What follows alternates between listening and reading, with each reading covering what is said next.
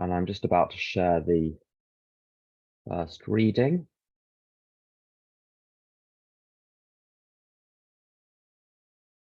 Sorry about this.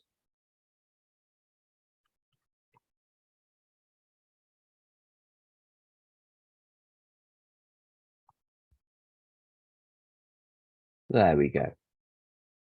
So the second of a series on the 12 concepts. Concept 2, the Al-Anon family groups have delegated complete administrative and operational authority to their conference and its service arms. Our wise founders were aware of our tendency to take on too much, too fast, and to hold on too tightly for too long. Therefore, just as concept 1 reminds us we have responsibilities, concept 2 reiterates that we're not alone. We no longer have to try to do everything by ourselves. We learn that we can cooperate with others and delegate certain responsibilities while still remaining ultimately responsible. As a broad example, it is our own responsibility that we do not starve to death, but that does not mean we have to prepare every bite of food ourselves. One of the ways we learn healthy examples of delegating responsibility and authority is through what in Al-Anon is known as the links of service. By a democratic process, the group selects a group representative.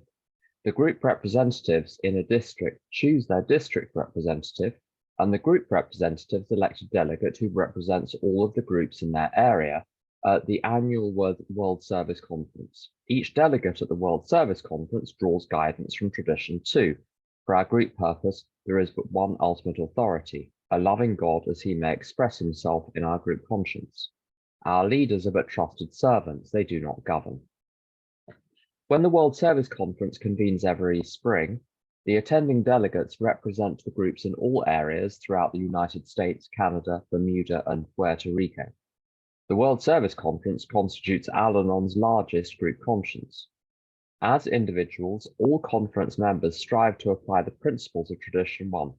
Our common welfare should come first. Personal progress for the greatest number depends upon unity. In the spirit of service to the groups, they represent. In the spirit of service to the groups they represent, and out of a desire to maintain unity of Al-Anon worldwide, the delegates share responsibility with the Board of Trustees and administrative members of the World Service Office staff in order to direct Al-Anon's resources for the coming year. Without complete administrative and operational authority delegated by the groups, the World Service Conference would be unable to guide the business of Al-Anon. And hopefully I'll be able to make something of that which is of use to either man or beast during the course of the day. Just give me a minute to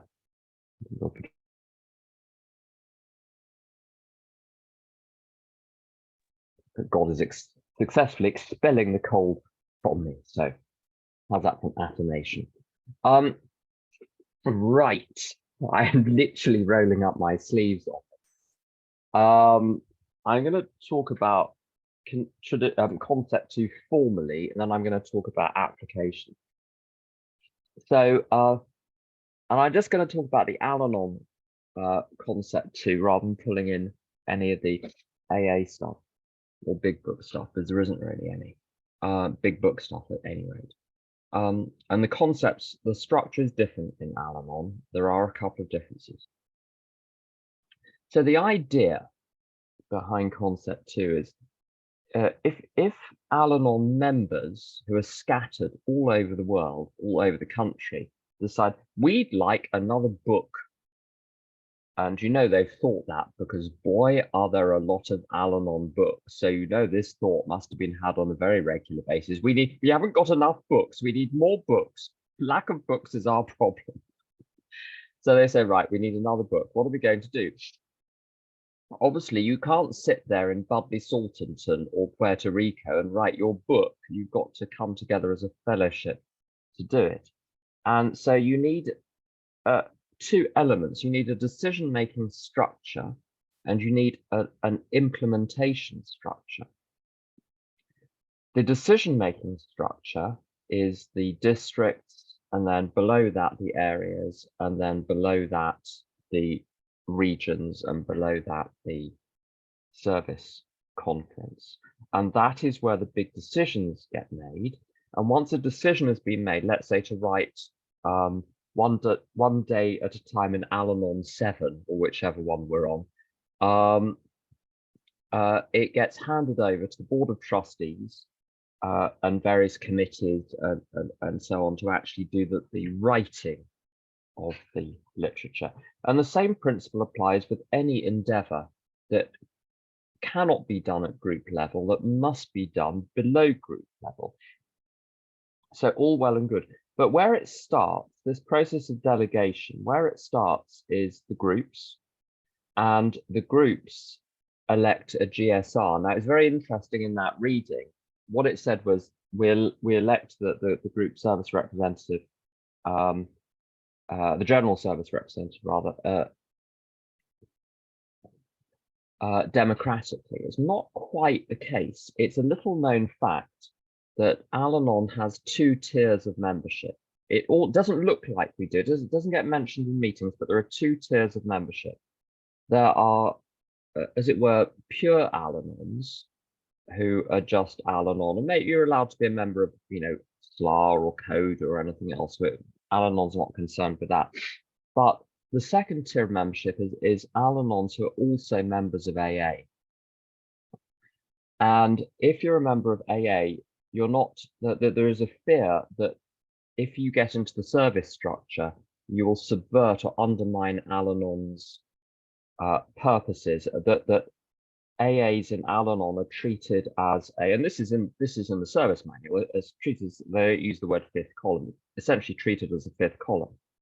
They use the term conflict of interests. In other words, alcoholics in Al-Anon are not trusted to keep any AA interests outside, and are presumed to be pursuing AA interests within the Al-Anon service structure. So they're prohibited from taking part in the service structure. So it's sort of democratic, but if you pass the purity test, you're allowed to be a group representative. But if you've had an admixture of alcoholism, then you can sit quietly and share. But that's enough. You can make the tea. That's what you can do. You can make the tea. But apart from that, it's broadly democratic. I think flowing from that is the idea that because anyone in the service structure is necessarily not an AA member, but there are lots of AA members who are also members of Al-Anon. That I think the suggestion is to be mindful of that, to recognise that that the membership of Al-Anon is broader than those who are in the service structure. They're representing a far broader constituency. On the spiritual side, I think it's the concepts, I find them incredibly useful and incredibly interesting. The idea of the wisdom of Al-Anon resides in the conscience of its individual members, and each of those members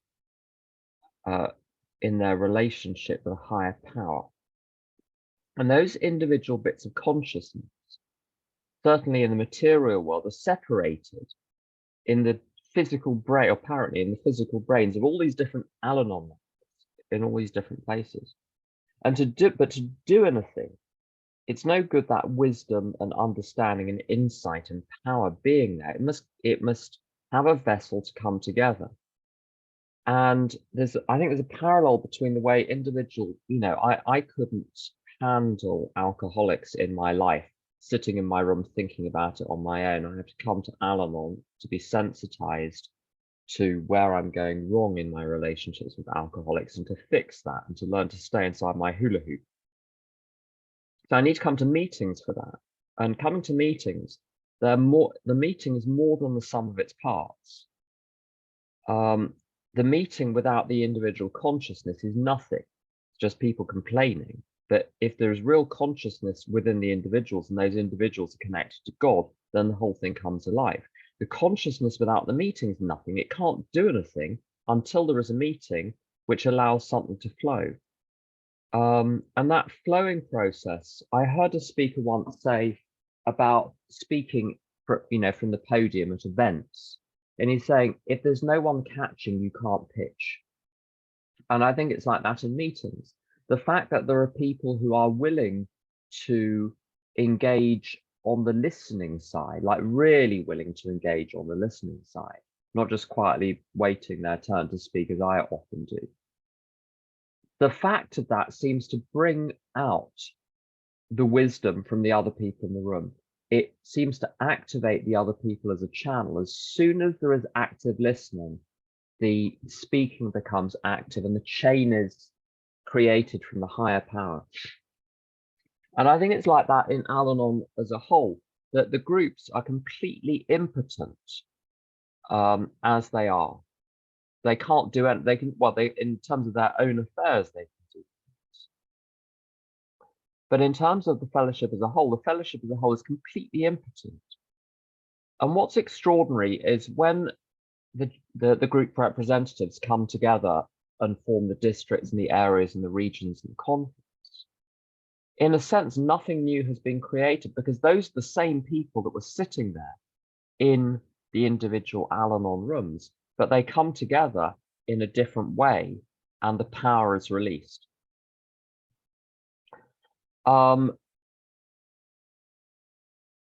In my experience of the steps, I go through the steps once a quarter just as a precaution, and each quarter I'm horrified. But very soon relieved, because change automatically happens. And I was at another meeting a few days ago where the topic was the quarterly reviews. Very interesting. And the room divided into, I felt so sorry for people. The room divided into people who were doing quarterly reviews and the ones that didn't or weren't doing quarterly reviews. I think the latter category felt a little bit awkward, as slightly on the defensive about the question. The people who are saved from having to think about it, people on their first trip through the steps or currently on a major trip through the steps. But what's the point? That's it. So one could assert that, one can continue to live in steps 10, 11, and 12 and be just as far ahead. If you did steps 10, 11, and 12 properly, you would have a perfect program. But I think there are two answers to that. Once I heard a speaker say, it is true in a sense, if one did 10, 11, and 12 perfectly, one wouldn't need to go and do the first 9 steps again. But the chap in question quoted the Big Book, page 60, whatever it is, but none of us are saints. We don't maintain anything like perfection in our adherence to these principles. So yes, 10, 11, 12 would be wonderful if one did them perfectly, except one doesn't. And the fact that one doesn't, I certainly don't, it leaves a residue, and that residue needs to be mopped up. But what I was going to say, the reason this is connected to concepts 1 and 2 is sitting on my own, doing my little step 10s during the day and the step 11 review at night. Even if I'm sharing it with one other person, I'm only sharing part of me at a time. I'm not sharing the whole thing. Whatever part of me I'm sharing, the other parts are remaining concealed, and that's the problem. When I reveal the whole story show to someone else in a step 5, another human being, their only qualification is that they be a human being, and as Tom says, not every sponsor counts. If there some of you know what I mean. The point is that it's not about knowledge. The steps are not about intellectual understanding. They're about coming together with other people, and then something gets released. And the 3 steps where there is real release are 5, 9, and 12. And those are the 3 steps which involve coming together with other people. There's a little bit of coming together in 10 and 11, but it's not the chief activity of those steps. The chief activity of those steps is private. 5 is public, 9 is public, 12 is public. You're engaging with other people, and that's what activates the power. A couple of other points. The whole of the structure of the concepts is a cascade down from the higher power to the individual doing the work. So someone correcting commas in a proof of the latest Al-Anon textbook is acting under the guidance of God, but it's indirect. It flows through the individual members, the election of the group representative, the district, the area, the region, the conference, the board of trustees, the literature committee, the other committees involved, and then, you know, it's Susan or Sally or Bobby who ends up correcting the commas in the proof, but there's a chain going all the way up. And when I'm in my right mind, in any situation, I'm part of a chain of delegation going up to my higher power. Now, sometimes the direction is direct. Sometimes it comes via other people, via the literature, via all sorts of things. But the whole restoration to sanity is in step one. What I recognize in Al-Anon is that I put myself in charge, in direct charge of other people, either for their own sake or for my sake. When it's for their sake, it's still for my sake because I've got a plan for their sake. But nonetheless, you get the point. Sometimes the substantive purpose is for them to get well. Sometimes the substantive purpose is for them to stay the hell out of my way. But either way, it's about my plan. Sanity is recognizing I'm here only on behalf of who sent me, which is the higher power. And so I think tradition 2 mirrors, concept 2 mirrors tradition 2 and mirrors step 2. Step 2 is about the restoration to sanity, which is I'm here as a servant of the higher power. Tradition 2 is about the higher power speaking through the group conscience, same idea, rather than the individual conscience, the group conscience. And then concept 2 speaking through the conscience of the whole fellowship. And when I take up my proper place in the scheme of things, then I'm absolutely fine. I'm going to stop there. Give me a moment to stop the recording.